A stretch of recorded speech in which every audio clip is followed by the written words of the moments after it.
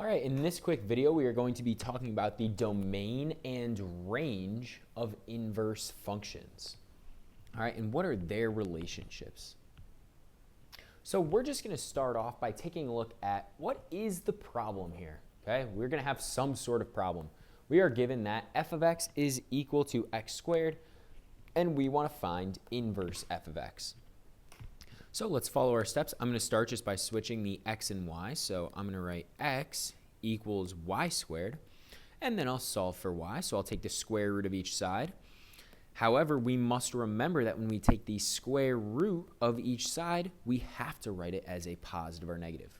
So we get y equals plus or minus the square root of x. And so then I would write my function, my inverse function, as inverse f of x equals plus or minus square root of x. Little low battery, that's all right. Video's still going. All right, inverse f of x is equal to positive or negative square root of x. And this is a problem, right? We talked about how this is not a function when we have the plus or minus. Okay, it's not going to be a function because for every one input, we could get multiple outputs, and that's not okay. All right, and if you're a little bit confused as to why is this, let's just take a look at a chart. So here I've written out the function f of x is equal to x squared. All right, that's a 2, no matter how horrible it looks there. So f of x equals x squared. And then I said, all right, plug in negative 2, you get 4. Plug in negative 1, you get 1, 0, 0, 1, 1, 2, 4. And now we remember that for the inverse, we just switch the x's and the y's. So I plug in 4, I would get out negative 2. Plug in 1, I get out negative 1. Plug in 0, get out 0. And all that is fine, but then I notice when I switch this, I plug in 1, I get out 1. I plug in 4, I get out 2. And we start to realize, uh-oh, I'm plugging in 2 values right here, and I'm getting 2 different outputs. Okay, I'm plugging in the same input, getting out 2 different outputs. On the graph, that would look like this sideways parabola, which is not a function.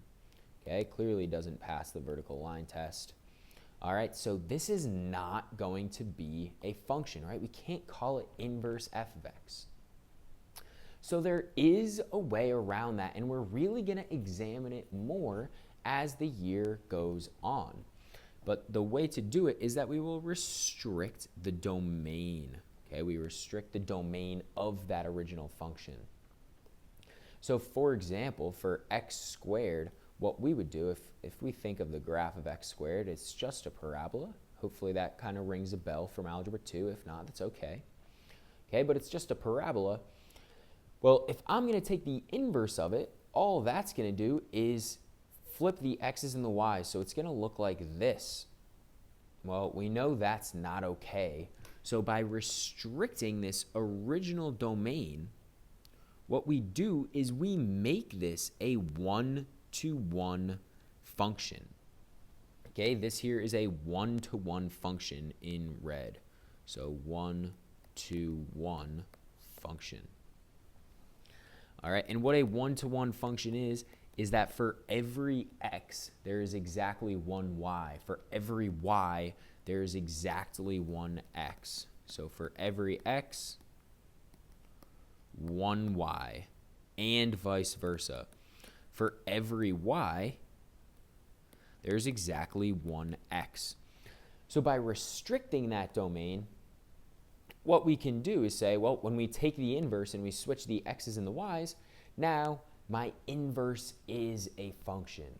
All right, and that's really going to come up later on in the year, especially as we get into inverse trig functions. All right, we're going to see that you could get numerous answers, which is why we have to restrict the domain.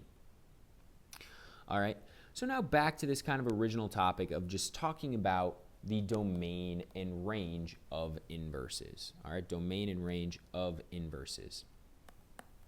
Well, if I think of domain is the potential x values, right? It's my input, my x values.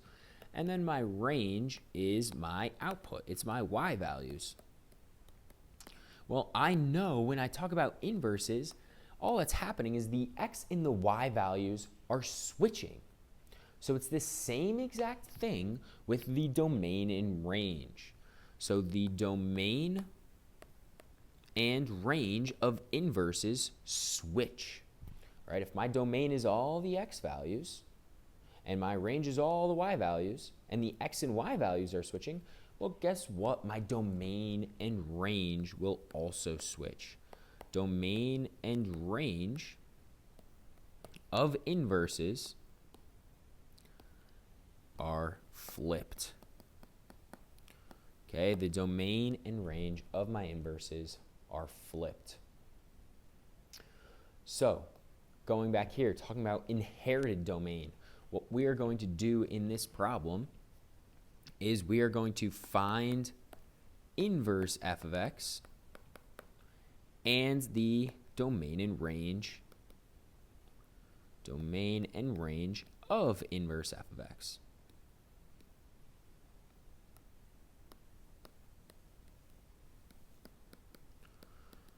Well, the domain of inverse f of x is just going to be the range of f of x. So my range of f of x, well, what's that going to be? Let's think back. This can only yield values that are 0 or greater, right? Values that are greater than or equal to 0. Then I'm adding 2 to it. So my range of f of x is going to be 2 to infinity, right? I'm getting out values that are 0 to infinity from the square root, and then I'm just adding 2.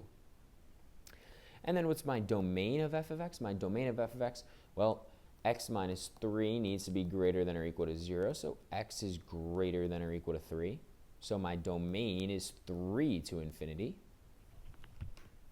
All right, and so therefore for inverse f of x, those two are just going to flip. So my domain of inverse f of x is going to be 2 to infinity, and my range is going to be 3 to infinity. All right, let's find inverse f of x now. So inverse f of x, well, I'll switch the x and the y. So x equals square root of y minus 3 plus 2. And then I subtract 2. X minus 2 equals the square root of y minus 3. I'll square each side. X minus 2 squared equals y minus 3. And then I'll just add 3 over. So I get y equals x minus 2 squared plus 3, telling me that my inverse f of x is equal to x minus 2 squared plus 3. All right, and yes, this is my inverse of f of x with this restricted domain. And then this is my resulting range.